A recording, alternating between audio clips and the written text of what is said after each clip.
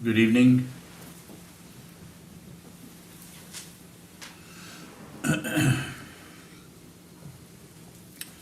This evening we'll do something a little bit differently. We'll have questions for Sokuzan from the Tsukansu, which is Chiezen. He is the Tsukansu or prior of the monastery and is a transmitted priest.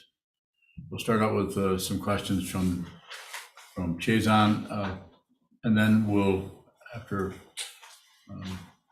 that goes on for a while, then we'll stop and we'll have questions from others, both for me and for Chazon, if you have them. So, thank you. Proceed. I wanted to ask more about the bodhisattva vow and path this evening. When coming to the practice, it seems that the inspiration for most of us is a tremendous amount of suffering. And we come to the path thinking that we will have relief from that. And I wanted to know, on the bodhisattva path, what is cessation of suffering?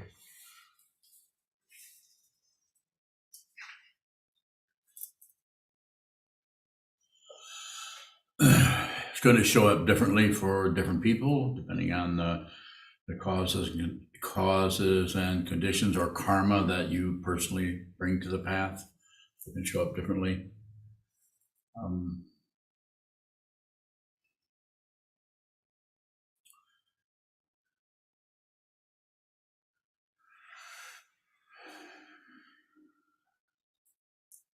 Basic response for that is serve others. So the suffering may back off, may not.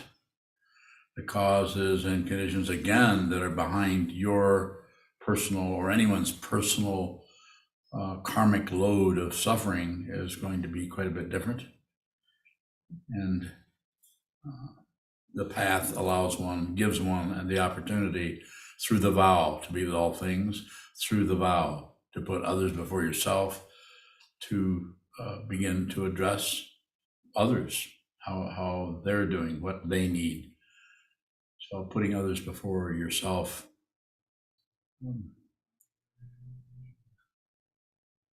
one's understanding of suffering is different. It's not exactly the self-centered personal anxiety or stress or depression or fear that shows up in individual. So I think it's quite variable, but it starts out as seeing that the vow to be with all things, the vow to put others before yourself. You may still have difficulty arise in your mind stream, but you won't interrupt it or intercept it with not wanting it. You won't intercept it or do anything with it by explaining why it's happening or judging it in such a way that you blame someone for what you're feeling, the difficulty, and you won't intercept it or interrupt it by ignoring it, distracting yourself from it or shutting down. And it's a matter of including. You're including your own suffering. You can say it's just it's not something you're actively doing, but when it shows up, it's like someone coming to the door. It's welcome. They're welcome. The door is open. Come in. More.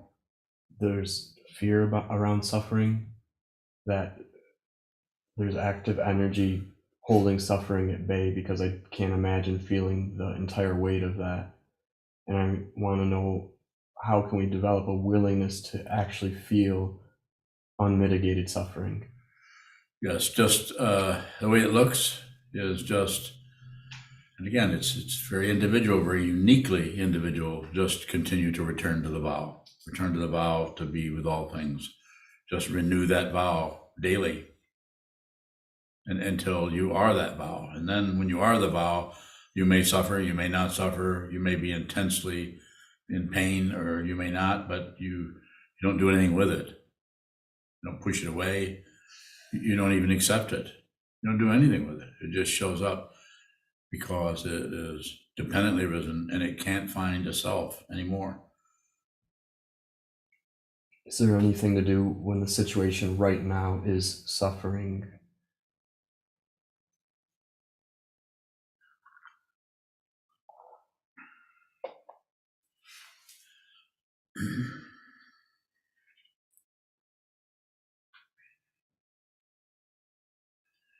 insofar as you can, just receive, make no comment, no response.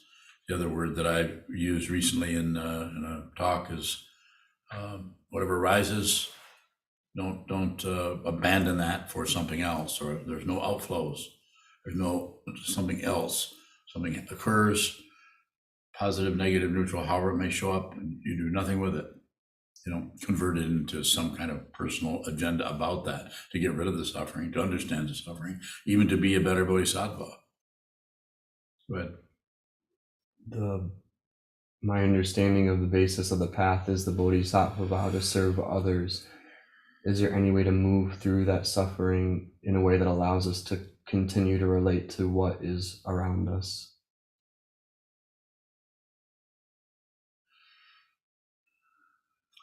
So it's situational. We just, as I said before, just return to the vow, return to the particular specific situation that you're working with in your environment, with others, with yourself, and your own personal subjectivity that may be giving you distress, to just stay with, not to maintain, but return to whatever that emotion or that suffering, the texture, the quality, the prickliness,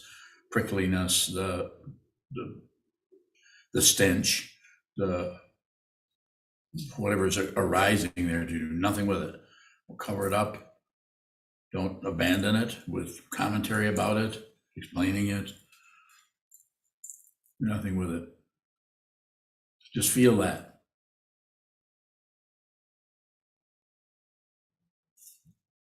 There's a mentality of like go it alone, like almost like being a martyr to how you feel. It can show up. How can we bring in the supports that are on the path into our practice? How do we use those without relying on them? Very good. So don't cling to them. Don't try to give it some kind of stability, but just return to it. So allow yourself. When I say allow, I'm saying just don't do anything with that. Whatever's showing up, that's it. Same thing with when you're practicing shikantaza. Sit down, gazing at the wall, whatever's showing up in the mind stream. Don't object, don't agree, and don't look away. And if you do one of those three, just observe that.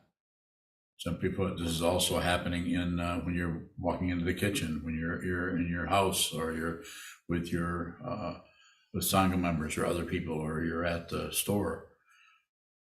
Whatever's happening, don't object, don't agree, and don't ignore. Got to get close to what you're looking for. What is it? What it brings up is the idea of communication that you emphasize all the time, and that could be verbal or nonverbal. And I'm wondering about how we keep those channels lubricated, like so that maybe there's not saying something, but what is the channel to the Buddha? What is the channel to the Dharma? The channel to the Sangha? And how do we continue to include those? Good ones.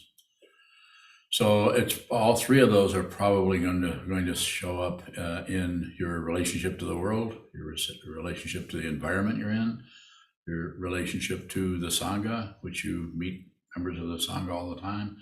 You meet the teacher every day in some form, maybe not in person, but in some way.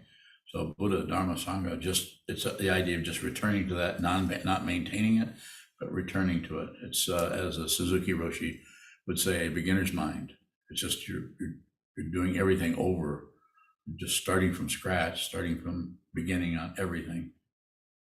And at some point, now when I say points, I don't mean that there'll be an aha moment or a conclusion. At some point, you will be that vow. So it won't be anything. You won't even be any question. You won't have the kind of questions that are showing up here. You may not have had I not asked you to sit here and ask questions. So I don't know, but that whole area of being perplexed by suffering or perplexed by confusion, there's no longer perplexity happening there. Not because there isn't confusion or suffering or difficulty, but there's no longer a subjectivity that is somehow making that their property or their problem or their success, or it's not about them.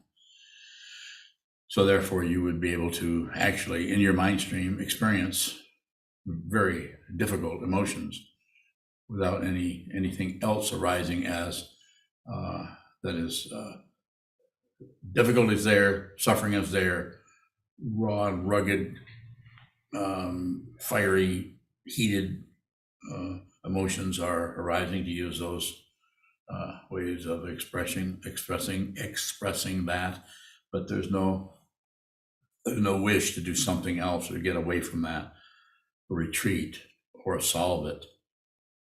So meeting everything right where it's at, and that may involve some kind of solution. If it's showing up in the form of a person that's asking you for help, you may need to drop your chemistry set of how to do this and how to do that, and come and just meet that where it's at, as threatening as that may be.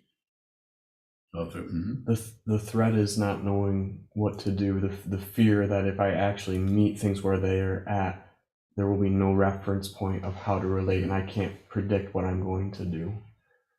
So why would you do that? Why wouldn't you? There isn't anything. It's choiceless. You say why, and I'm going to respond to that why question. I say that when there's no questioner left, up until there's going to be a questioner of what is why? What is this? Why do I have to do this? We're always saying that. Why? How do I? Who? Why? What? We're always perplexed. And what is perplexed?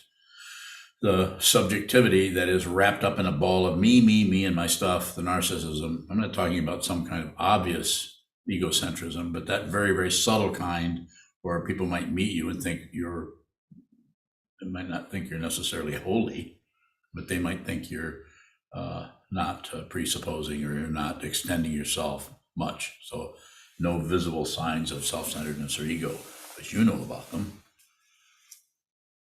And those areas will continue to come up, and they might register complaints, and that might have backed off a few years ago. You might have stopped blaming others for how you feel a while back, but that's still, that feeling of not knowing what to do with it is going to continue to arise. The first noble truth is life is suffering, not part-time, it's suffering.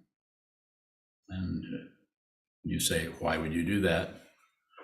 Choiceless to do this. It's either that or go in the circles of samsara. Go ahead. Can you do that when the voice that encourages you to stick to a narrative continues to talk? Just listen.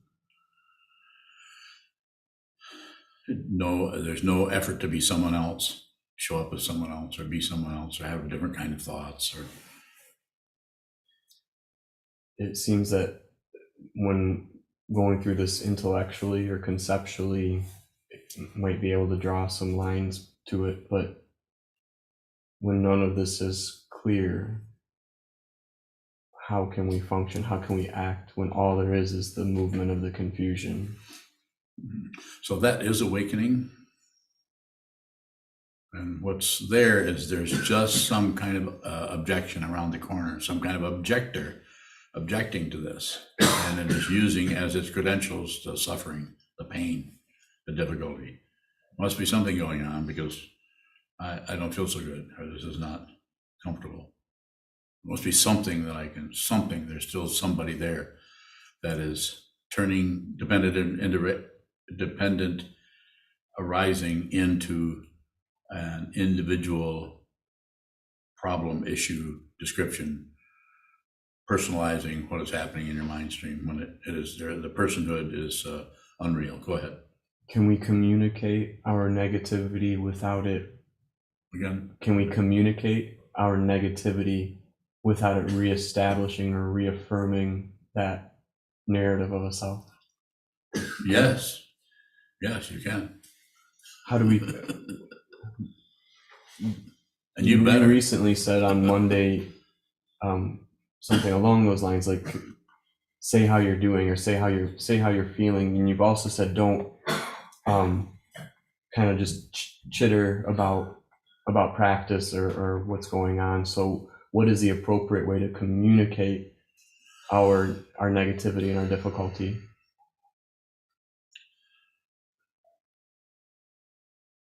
You need to say something about it. I guess it's just coming back from, I think it was during the Kalamazoo group, you said, just, say how you're feeling, say how you're doing.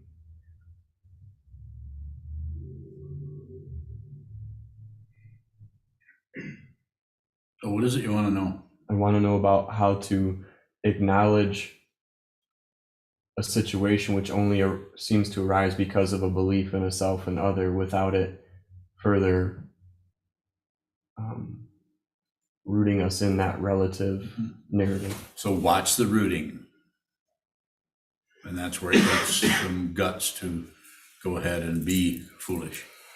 But watch how that takes root. Observe that.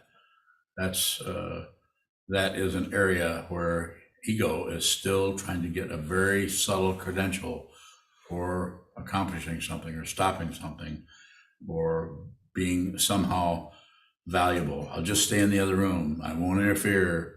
I know you want egolessness, and I'm willing to help with that. I'll do anything I can to help with the realization. But there's some aspect of identity that is still looking for some subtle result, which is, of course, relative truth, which is untrue more. You often talk about come back to your original intention. Is there any way to have an intention on the path that isn't about gaining something? Yes, when there's no longer an intender, when the intention just is just this, it's just this, and it operates dependently. So if there's no one, as I sometimes say, if there's no student, then there's no teacher. So when the student shows up, that shows up as relative truth. And when that shows up, then the teaching person sees what is needed there and functions appropriately. And that appropriateness may not look so good to everyone else because they have their own ideas about right and wrong and up and down, back and forth, enlightenment and confusion. Whereas the true teacher, who is teaching out of what they see, out of what they are, out of what they're not separate from, just functions in that particular milieu or environment with the confusion of that person if they have the guts to bring it to the teacher. Because when you bring your confusion to the teacher, you get close to the teacher, they begin to see who you are and what's happening with you and what your confusion is. And that can be a little frightening. Is there any enjoyment on the path? Can we enjoy? It's totally enjoyment. When? It's not about when. What is enjoyment? It's not a feeling. Those kinds of enjoyment as a feeling, as the samsara is about nerve endings and pleasure and getting what you want and enjoying and celebrating. It's that relative situation. And the opposite of that we know is losing, not getting what you want and all of that. I don't need to go into that. But it's fundamentally seeing what this is, no longer agreeing, no longer objecting, no longer looking away. It's just this. You're not separate from anything you see. The word that sometimes shows traditionally is bliss, but it's not a feeling. It's not a feeling. Even that word doesn't fit because it's just seeing that everything's completely appropriate. Everything, including your own emotional reaction that comes out of you towards someone else. If you're functioning as a teacher, then that may look confused. Sometimes this is why Tibetan tradition is sometimes called crazy wisdom, because it doesn't necessarily look right or confused or correct, but it's functioning with the dependent origination that is arising as, in the case that I'm referring to, would be as a student who is confused, brings that to the teacher, and how the teacher handles that or works with that. Just like my teacher, Kobun Chinaroshi, saw my confusion and did he tell me this, or did I go back and check and see. No, I have no idea, but how it looks from what I see now is he saw the intense confusion that I was dealing with, and saw saw that when I asked for something, he needed to reject me so that I would feel deeply the nature of my self-centeredness and my narcissism, and I did. More. What form does enjoyment take before that understanding arises? Just using the conventional idea. There might not be much. Depends on the. Is there any softness that can be brought into the path? It's the softness that's manifesting right here as you. I've been watching you as a student for 10 years, over 10 now, I think. So quite a bit of a change in what was showing up 10 years ago and what's showing up now. You may not see that when I say you're still working with the path. Even though you're a transmitted priest, it doesn't necessarily confer awakening. You know that.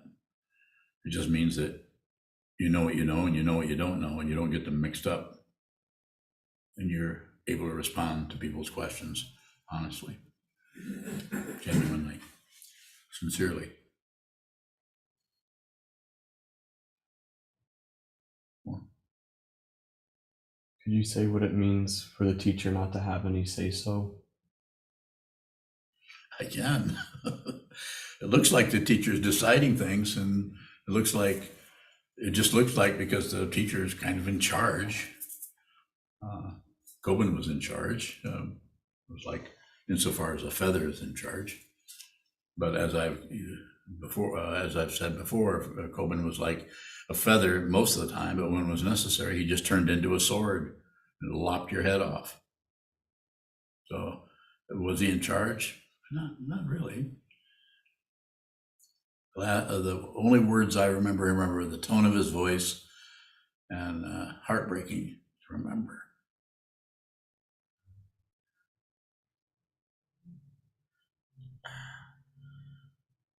I don't know if I can do it. He said, I have to use his accent. Good coffee.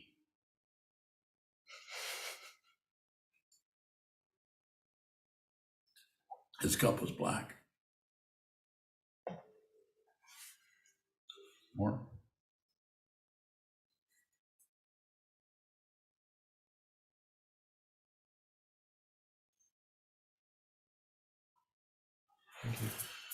Certainly. Are there any questions for Sokuzan or for Chiezan? I would like to ask that same question, the last question Chiezan asked. What do you mean when you say the teacher does not have any say-so? They don't have say-so as an individual person with opinions and ideas and evaluations and judgments. A little bit may show up there occasionally, but not much, because there's still a body complex here happening. But what they decide, if they say, don't do that, do this, happens not out of some kind of evaluation of things. It happens out of choicelessness. One hears the decision, if you could call it a decision, about any given situation as soon as it happens. Just like I sometimes say, if you ask me a question or if I give a talk, I hear the talk at the same time you do. I don't really think things up. When that starts happening in that way, it's quite uncomfortable and nerve-wracking, because you can't help it. You realize there's no one here anymore. So some aspect of consciousness still may be worried, but as soon as it's worried, it just goes away. And then it gets worried and it goes away. It gets worried and it just vanishes because they can't find somebody who's worried. But the dependent origination showing up as worry still may show up as any kind of difficulty or suffering. Life is suffering. Do you need to turn down the volume? I saw you turn a dial. Just making sure it was on. Yeah, it's dependent origination. I yelled, you looked at the on and off switch. More? A different question. What is awakening? You said to Chiazan, that is awakening. What is awakening? What was I responding to? Can't recall. He was describing the difficulty. Yeah. And I was, that's awakening. It's not seen as a problem, as in the great perfection of Dzogchen or Longchenpa. There's nothing to repair. You see the way the whole thing is difficult or broken, and you don't fix it. You don't seal it up and go back into relative truth and try to clean it up, change it into something valuable or good that is no longer has hindrances. The hindrance is it. Afflictions and awakening are not separate things.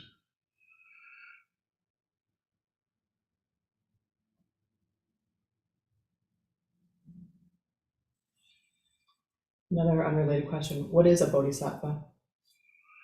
Bodhi means awake, sattva means being. It's and Thomas Cleary translates bodhisattva into awakening being, an awakening, which is you could say my understanding of why he would use that translation or that way of interpreting the word awakening, bodhi or awakened or awakening, and being is awakening being is someone who is actually awakening, because there seem to be stages on the path, and then someone who is just by their functioning is awakening others or bringing others to the path. It's not separate. The teaching person and the learning person are not separate. They're awakening together. And it's not a process of being asleep and then waking up so much as it's a process of just no longer covering up your awakening. Living in enlightenment now. But you won't have a credential for it, because if you look for a credential, then you'll think you're not awake. You'll buy into the bullshit of relative truth, what everything is based on in our society. The legal system and everything, the universities and everything is based on right and wrong, knowledge and no knowledge. Basically confusion or relative truth. Not that we don't need relative truth, but when relative truth completely covers up your true nature, your ultimate nature, then we start to live in a warlike situation. We don't understand who we are. We don't really understand who this is. But if you're awake, you understand who this is. No more warfare at all with anything, with yourself, with anyone else. And if a battlefield arises in your heart, you don't do anything with it. You don't cover it up. You're not separate from that. But nothing can tempt you into doing anything else anymore, because it's not because you might not feel some temptation, but there's no personhood there anymore. There's no solid being. Quite perplexing. More? Divine is a bodhisattva, someone who the dependent origination is still arising, afflictions are still arising, but they are able to see them and not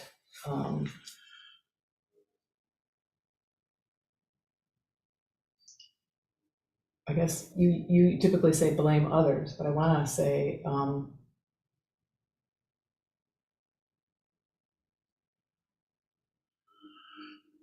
know what I want to say. Well, the bodhisattva it's not so much like they're being responsible. They're not doing anything with it. So there's no, the personhood is, if you look at it from the point of view of the first bhumi or pramudita, the reason there is this joy or this revelation or this openness happening is they realize there never was a solid being there. And yet the consciousness that is showing up that no longer is coming out of us, of a separate being, but is coming out of dependent origination, is still caught. Its tail feathers are still caught on otherness. There's still some kind of other situation functioning. Sometimes they're called students, and sometimes they're called Buddhas. More?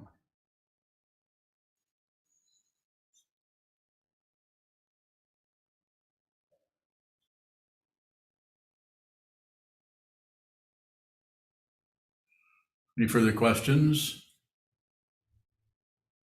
Any questions for Chazan? Hume bowing. I have a question for Chazan. Bowing. When Sokuzan says that you don't know and you know what you know and you know what you don't know, how does that show up for you? Or does it? Embarrassing. That's how it feels. Can you know can you know when you don't know? Yes.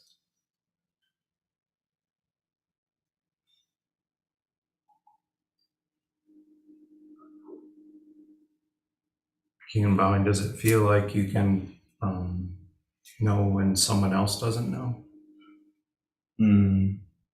Not in the same sense.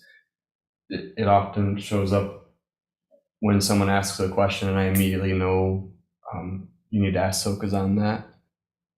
Or it shows up when they ask a question and a lot of things show up and I could respond, but it would be just to provide a response that there's nothing clear enough showing up that comes out. So it just comes out as I don't know.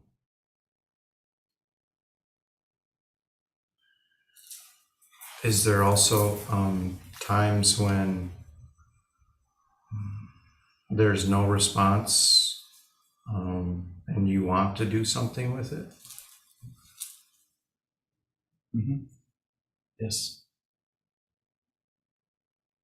Do you end up doing something with it sometimes? Probably. I don't feel like it's as clear as a statement, you know what you know and you know what you don't know. It's not as black and white as that. For me, at least, it doesn't show up that way. Thank you.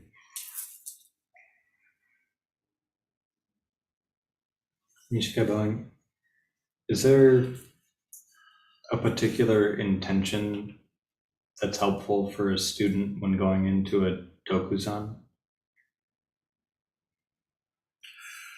Again, this is something that I've been asked before, but I would say it's just so dependent on your situation.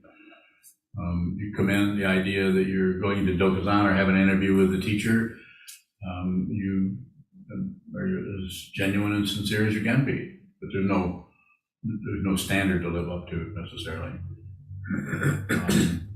Especially in our culture, in ancient times or back when the Zen tradition was strong and had been ongoing for a long period of time.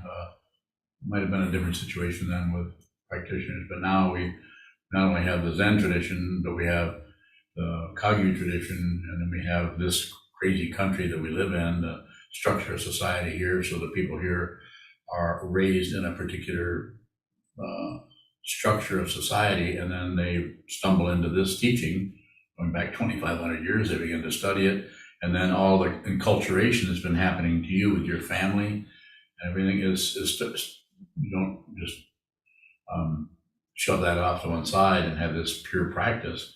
You include all that, so some of that is showing up in the hojo or in front of the teacher.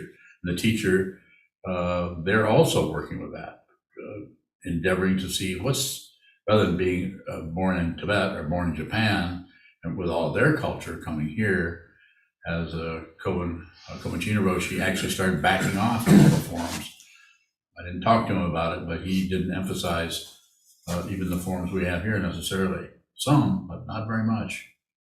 Whereas Trungpa Rinpoche coming from Tibet, he not only brought the forms from Tibet, but he actually blended those with Zen and with other forms of Buddhism that probably isn't known to people, because if you didn't practice in ancient Tibet, or the Tibet of 75 years ago, and come into this country and try to set up a situation for practice that related to a bunch of hippies in the 60s.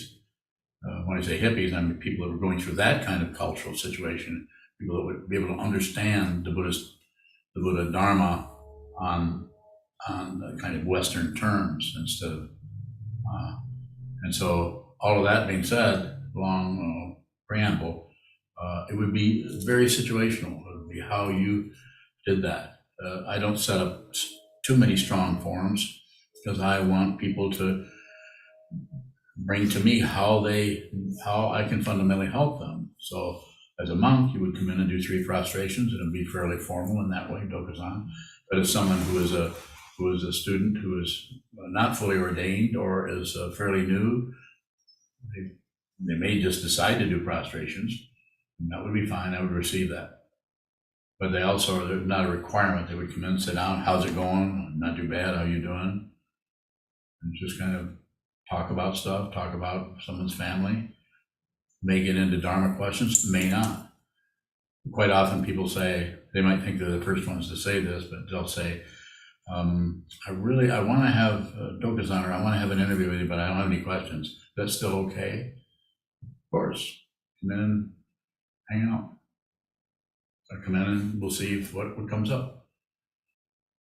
So that happens quite often. So the important thing is, if you're a student of the Buddha's Dharma, it's necessary to relate to the 3 jewels in some way, relate to a teacher in some way. It's your way. But if you're in ancient Japan or Tibet, there's a certain way you do it, and it's been done that way for maybe hundreds, if not even thousands of years, and you will do it in that cultural construct. But in our situation, which neighbors all around us have no idea what we're even doing over here. They might think we're a Salvation Army or something. Hard to say. Or maybe they think we're Muslim. It's hard to say about that, because the cultural situation is not, it takes quite a long time for this kind of tradition to take root, you could say. Buddhism's only been in this country, as far as teachers being here, not just concepts, but the teachers being here for a little over 100 years.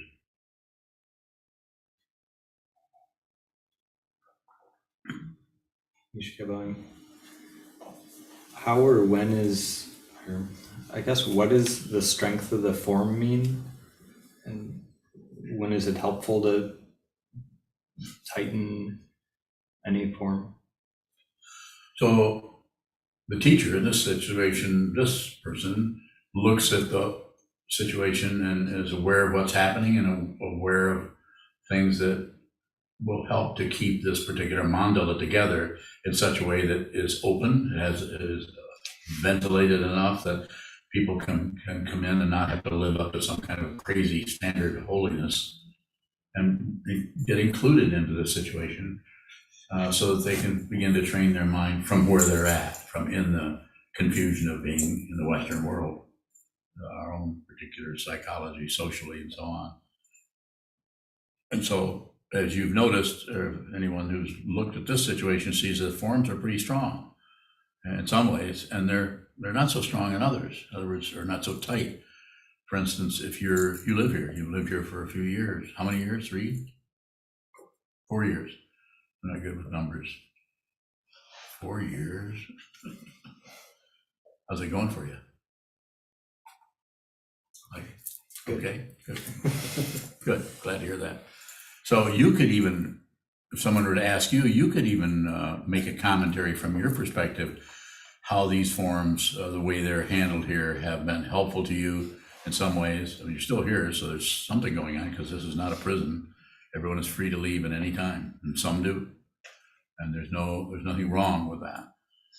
A person is free to actually agree to do the forms or observe the forms, but they don't obey the forms. You observe, you do the best you can. If someone comes here and decides they want to study the Buddha's Dharma in a monastery, then we lay it out. These days, Sokuzan would lay out, this is what you need to agree to, and then you agree to do it, to observing those forms with your whole body mind complex, your whole form. You come in at 6:45 in the morning and you begin. But if your body is saying something otherwise, or your mind, we don't ignore that. In tradition, there's more of a militant kind of, you have to do it no matter what. Whereas in our situation, the forms are strong, and if you can, you should do all of them from the point of view of practice.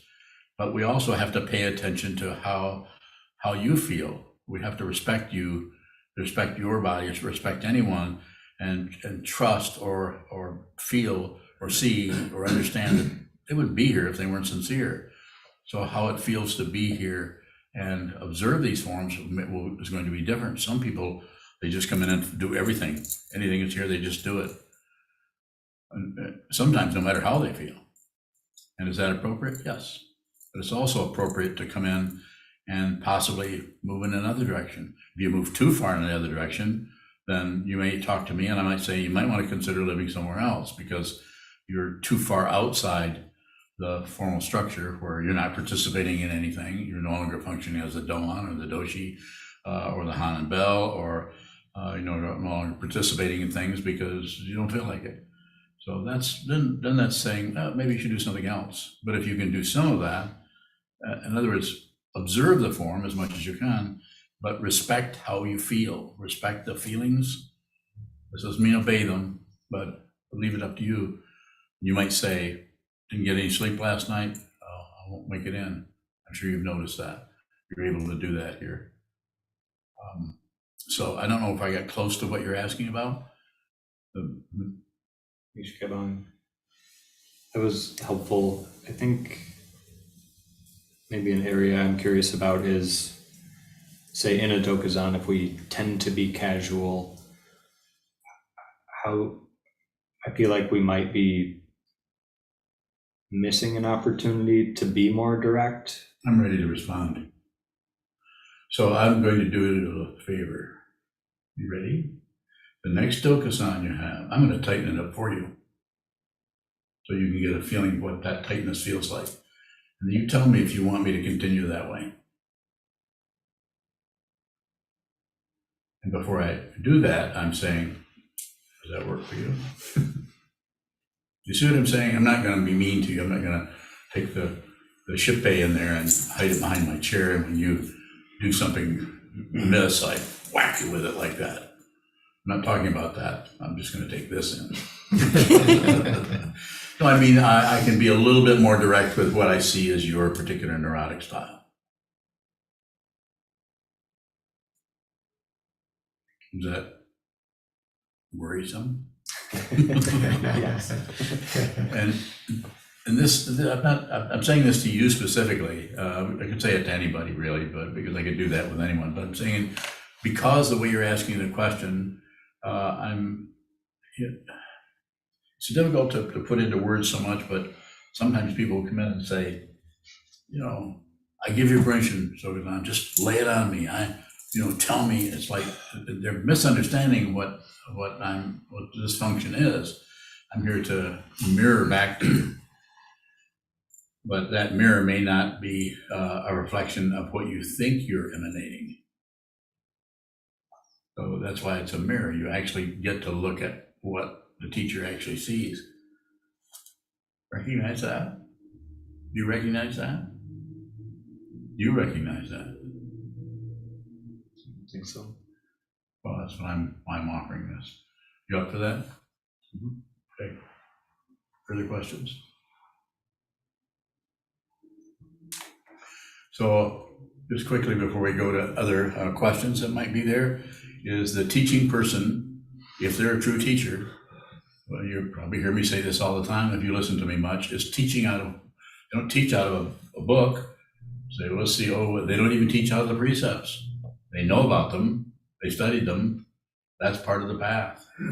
So they might not even have them memorized, but they understand what those are pointing at, and they have spent a lot of time observing those precepts until at some point they become that precept.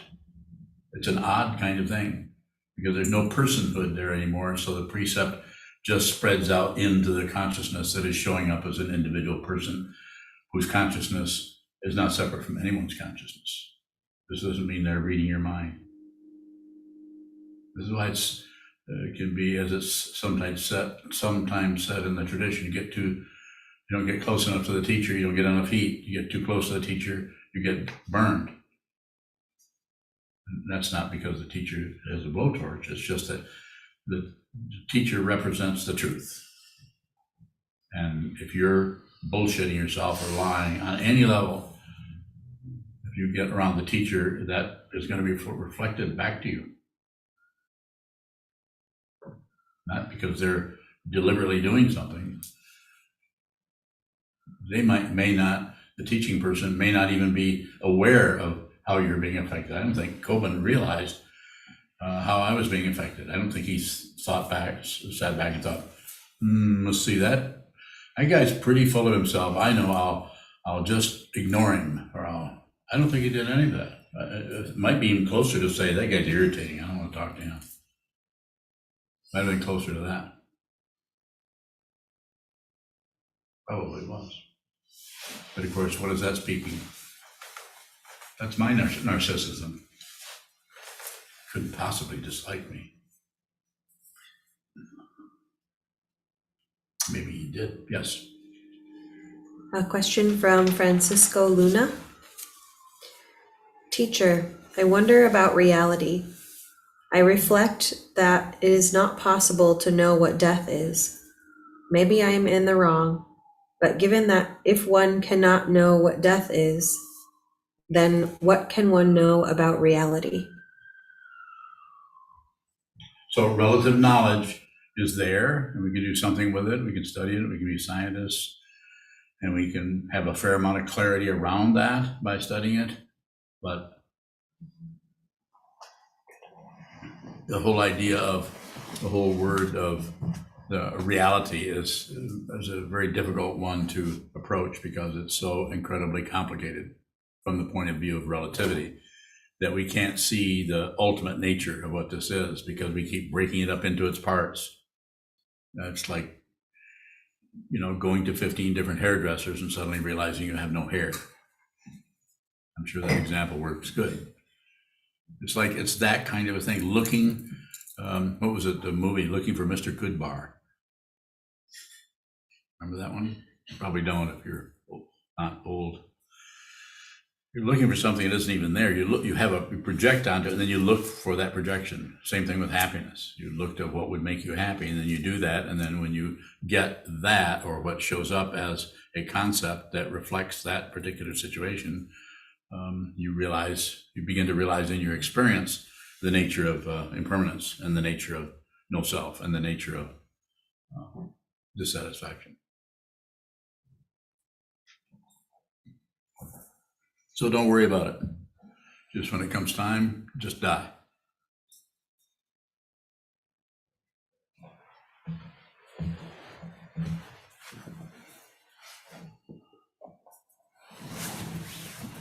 Further questions?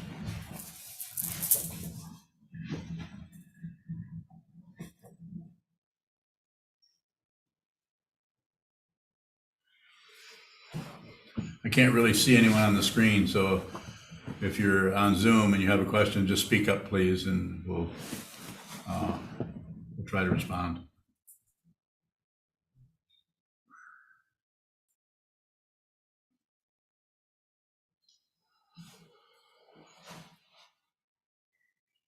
I don't know who to address this question to, but I'm curious as to what does it mean to arouse bodhicitta?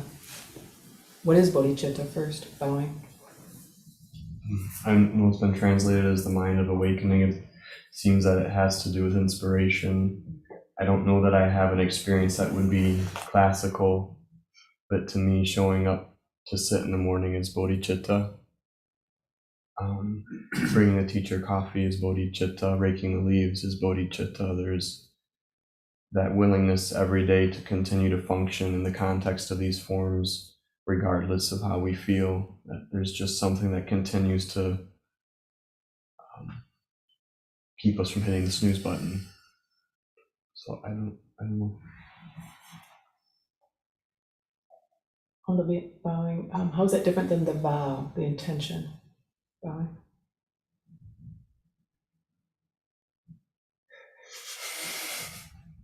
But I don't know. I don't know that I differentiate conceptually. I'm sure that you could differentiate. Well, this is the vow. This is bodhicitta. But I come back to what Sokuzan said to me over and over, which is just keep going.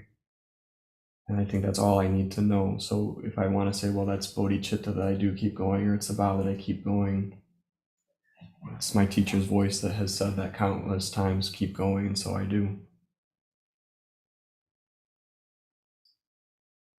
How does keep going different or the same as return? Return to the Buddha, return to the Dharma, return to the Sangha. I don't know that they are different.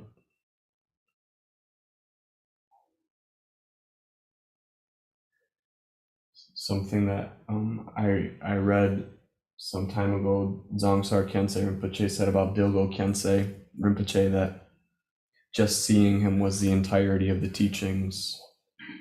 And similarly, just to hear one teaching from a teacher that you know, yes, this is my teacher, that's the entirety. That is the three jewels. That is bodhicitta. That is the vow. So just keep going. To me, that's the entirety of the Buddha's Dharma.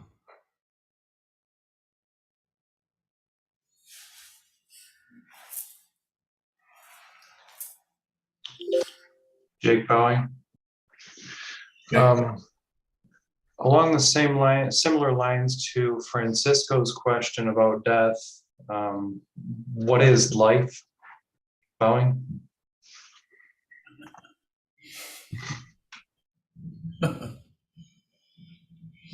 Okay, so I heard the question, but I want to know what you really want to know. Do you want to know how much trouble I'm going to have with answering that? I mean, this is not philosophy, and I don't mean to discount your question, but it's just I realize you're an intelligent man. I know you would have, if someone asked you that, was, 15 years old or something like that, I'm sure you could come up with some kind of a description of it. And I could do the same thing. I can concoct something. But it's not separate from death. That might be more difficult for you to understand, or any of us. It's not separate. It gets its meaning from its opposition. Jake Bowing, I wasn't trying to trap you with a tricky question. If life is suffering, as Buddha says, then is life the attachment to suffering? Bowing? Yes, you could say it that way. The suffering starts, and then when we work with that, we try to cover it up.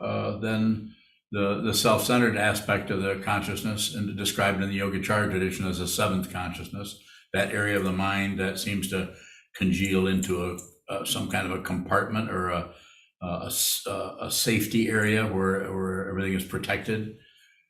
Some kind of paranoid aspect of the consciousness that aligns with the body-mind complex and is protective and doesn't want to be put upon, doesn't want to be threatened, doesn't want to get into trouble, doesn't want to look bad, and wants to look good, but also doesn't want to appear as they're trying to look.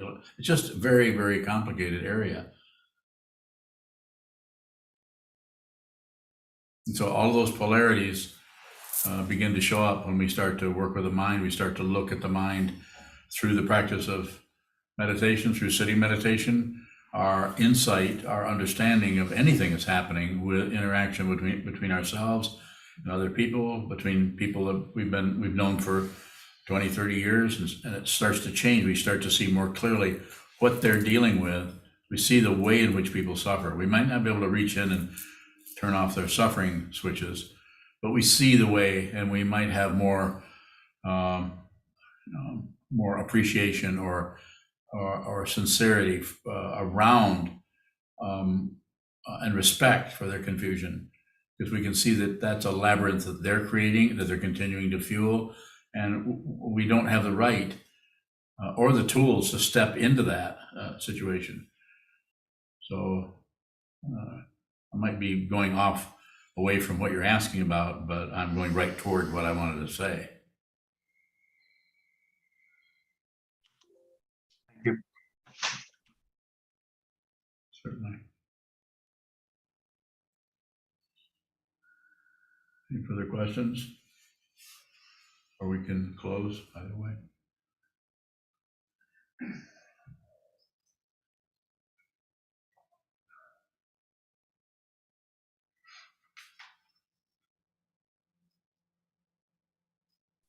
Take Yuhong one. Baoying. Yuhang, go ahead. For back to the question in terms of keep going, could you, Jizan Baoying, could you elaborate more from the mundane lens? Like how does that keep going showing up for you from the mundane lens? Bowing. Are you saying outside of practice or outside of the monastery? Yuhong Baoying. It could be because as you often remind us back to the 3 jewels, that's our practice, but the mundane level is also not separate. So how does that show up for you to keep going? Bowing. It just shows up as continuing to receive whatever arises, regardless of where it arises or how it arises. So I don't think that there's anything that I could separate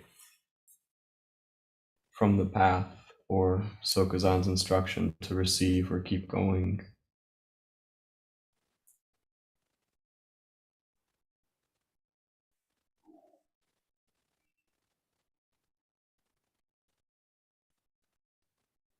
Bowing. Thank you. Okay, guess we can close.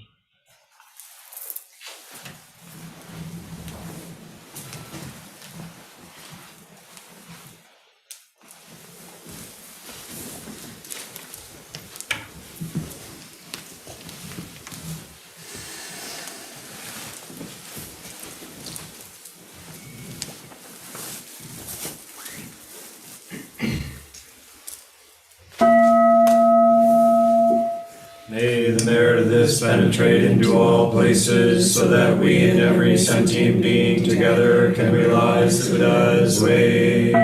Ji-ho san ji-fu, shi-son bu-sa mo-ko-sa.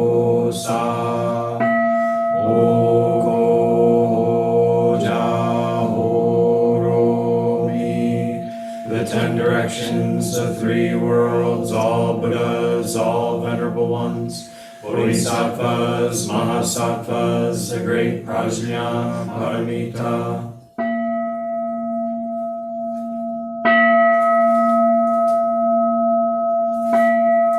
O Buddhas and bodhisattvas of the 10 directions and the 3 times, please hear us.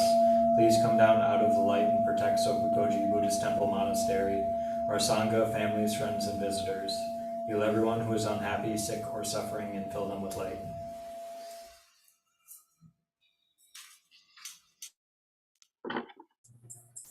Hi, everybody.